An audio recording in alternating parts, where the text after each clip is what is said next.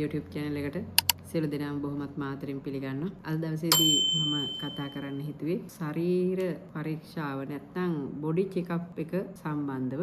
අපි බොහෝ දෙනෙක් දන්නවා බොඩි චෙක්අප් වලට දැන් පුජ්‍යලික ආයතනවල බොහෝ වෙලාවට පැකේජ් විදිහට වෙන් කරලා බොඩි චෙක්අප් වලට මෙන්න මේ පරීක්ෂණ කරන්න ඕන කියලා කියනවා. එතකොට අපි එතනින් ඒ පැකේජ් එකකට යනවට වැඩිය අපිට සුදුසුම නැත්නම් අවශ්‍ය කරන පරීක්ෂණ ටික කරගත්තා නම් අපිට පුළුවන් වෙනවා අඩු වියදමකින් අපේ ශරීරයේ තියෙන යම් ගැටලුවක් තියෙනවද නැත්නම් හොඳ මට්ටමේ තියෙනවද කියන එක දැනගන්න. ඇත්තටම මේ ශරීර පරීක්ෂාව නැත්නම් බොඩි චෙක්අප් එක කරන්න ඕන වෙන්නේ අපි යම් කිසි රෝගාබාධයකට ලක් වෙමින් පවතිනවද නැත්නම් ලක් වෙලාද අපි මොන මට්ටමේද ඉන්නේ කියන එක දැනගන්න. අපිට මූලිකව පුළුවන් නම් අපි හොඳ මට්ටමේ ඉඳිද ඇත්තටම මේ වෙනකොට අවුරුදු 25 30 දීත් chest pain එනවා නැත්නම් heart attack එනවා කියලා අපි අහනවා ප්‍රෙෂර් එක මතුවලා තියෙනවා දරුවන්ට කියලා කියනවා. ඔයගොල්ලෝ තරුණ අය විදිහට ඔයගොල්ලන්ට පුළුවන් නම් බොඩි චෙක්අප් එකක් කරලා තියාගන්න. ඉතින් බොඩි චෙක්අප් එකේදී අපිට හඳුනා ගන්න පුළුවන් වෙනවා ඔයා යම් රෝගයකට මුහුණ පාමින් සිටිනවද නැත්නම් රෝගයකට ලක් වෙමින් සිටිනවද කියන එක දැනගන්න. ඉතින් මේ බොඩි චෙක්අප් එක අත්‍යවශ්‍යම කියලා කියන්නේ මොකද ඒ සඳහා අපි වෙනම වියදමක් කරන්න ඕන නිසා. නමුත් බොඩි චෙක්අප් එකේ මූලික කොටස් ටික ඔයා යම්කිසි රැකියාවකට අවතීර්ණ වෙනකොට රෝහල් වලින් නොමිලේ කරනවා. අපි කියන්නේ මෙඩිකල් එකක් කරනවා, මෙඩිකල් ෆිට් කරනවා කියලා අන්න ඒ අවස්ථාවේදී. ඒ වගේම යුනිවර්සිටි එකකට නැත්නම් කැම්පස් එකකට සිලෙක්ට් වුණායින් පස්සේ ඔයගොල්ලන්ට තියෙන මූලික පරීක්ෂණ ටික කරගන්න. ඉතින් ඊට අමතරව තව කෙනෙකුට අවශ්‍ය නම් බොඩි චෙක්අප් එකක් කරගන්න අපිට අවුරුදු 20 25න් වුණත් කමන්නේ මේකක් කරලා තියාගන්න පුළුවන්කමක් තියෙනවා නම් වටිනවා. මොකද අපි යම්කිසි රෝගයකට ලක් වෙලාද නැත්නම් අපි මොන මට්ටමේද ඉන්නේ. උදාහරණයක් විදිහට ගත්තොත් මගේ ප්‍රෙෂර් එක මොන මට්ටමේද තියෙන්නේ? සාමාන්‍ය මට්ටම කීයද?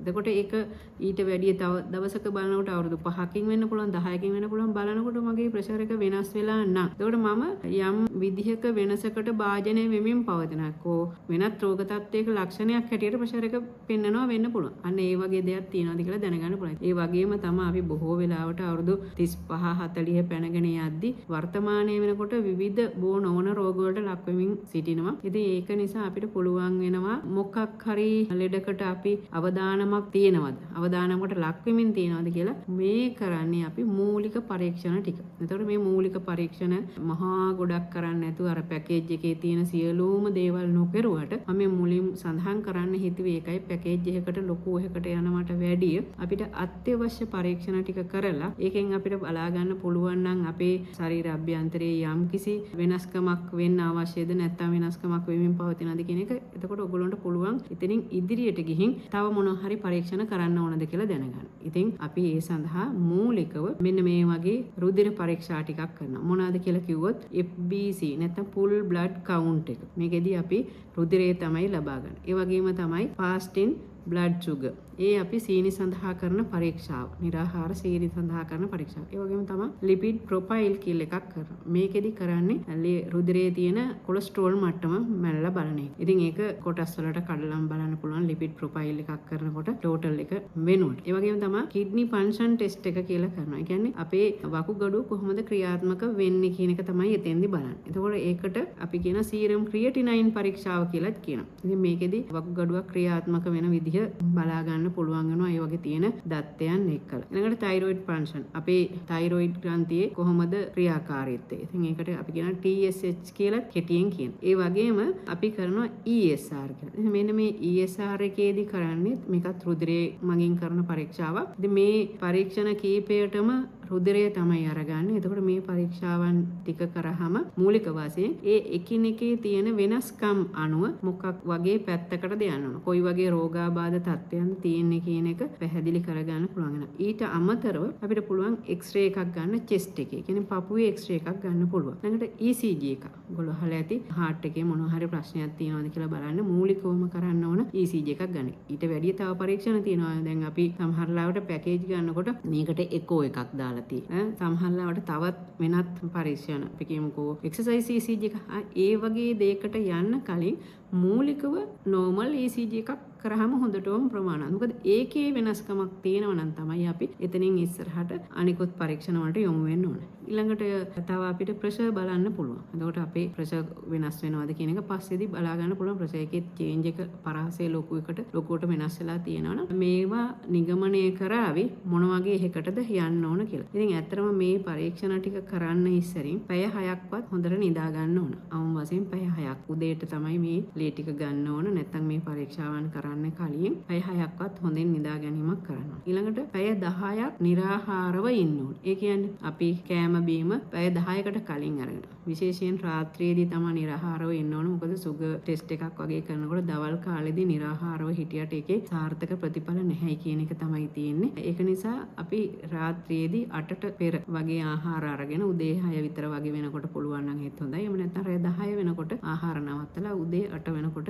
මේ රුධිර පරීක්ෂා සඳහා ලේ ලබා දීම කරන්න ඕන. යම්කිසි රසායනාගාරයකට පුජ්‍යලිකාංශයේ යම් තැනකට ගිහිල්ලා මේ ටික කරගන්න ඕන. රෝහල එකත් කරගන්න පුළුවන්. නමුත් රෝහල් වල මේ බොඩි චෙකප් එක තාම කරන්නේ නැහැ. ඒක ඉතින් අපේ අවශ්‍යතාවයට කරගන්න එකක් නිසා අපි කරගන්න ඕනේ. නැත්නම් රෝහලක රෝගී වෙච්ච අවස්ථාවක මේ වගේ අවශ්‍ය දේවල් ටික කරලා දෙනවා. නමුත් මේ බොඩි චෙකප් එක කියන්නේ අපිට රෝගයක් තිබිලා කරන එක නෙමෙයි. අපි අපේ ශරීරය ගැන දැනගන්න කරන එක. ඒ වගේම තමයි පැය 24ක් ඇතුළතවත් අවම වශයෙන් දුම් සහ මත්ද්‍රව්‍ය මත් වතුර භාවිතා නොකර ඉන්න ඕන. ඊළඟට විශේෂයෙන් අපි මූත්‍රා සාම්පලයක් ගන්නවා වගේ නම් කාන්තාවක් නම් සුද්ධ වීම නැති දවසක තමයි මේ මූත්‍රා සාම්පල් ගන්න ඕන. එහෙනම් මේ අවශ්‍ය පරීක්ෂණ ටික ඒ වගේ දවසක කරලා මේකේ රිපෝට් ටික අරගෙන කායික රෝග විශේෂඥ වෛද්‍යවරයෙකුට පෙන්නුවාම අපිට දැනගන්න පුළුවන් වෙනවා ඒ වෛද්‍යවරයා අපිට කියාවි මේ පරීක්ෂණ හොඳයි, නෝමල්, සාමාන්‍ය මට්ටමේ තියෙන්නේ. ඒ නිසා තවදුරටත් පරීක්ෂණ කරන්න ඕනේ නැහැ කියලා කියාවි. ඔයාට